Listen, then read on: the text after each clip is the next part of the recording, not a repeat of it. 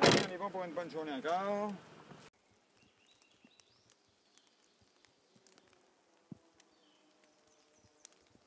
Ici, croyez-le ou non, c'était un champ de patates, ça.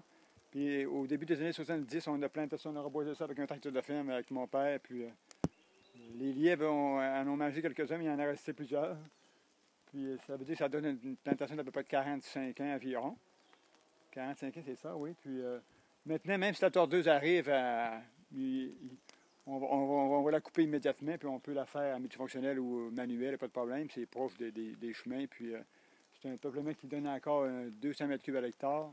C'est toutes des épinettes blanches. Puis en général, c'est du beau bois. C'est du bois il y a des arbres là-dedans qui ont presque 1 mètre cube de bois. On se trouve à Ferland-Boileau sur un lot privé affecté par la tordeuse des bourgeons d'épinette. On peut voir derrière moi, les sapins sont affectés depuis plusieurs années et les épinettes sont encore convenables. On peut voir les dernières années, la tordeuse a mangé les pousses. Cette année, la pousse annuelle, elle commence à éclore et la tordeuse va manger cette partie-là cette année.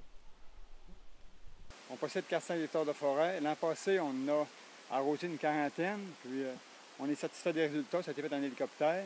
C'était des endroits ciblés auparavant. Par exemple, le sapin commençait déjà à perdre sa repousse, puis cette année, on a remarqué que les tiges vertes sont arrivées, puis il semblerait que la tordeuse, mais il y en a beaucoup moins. On n'a pas encore vu beaucoup.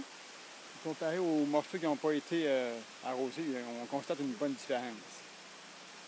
On est satisfait des résultats en général. La différence, c'est quoi par rapport aux morceaux qui n'ont pas été traités?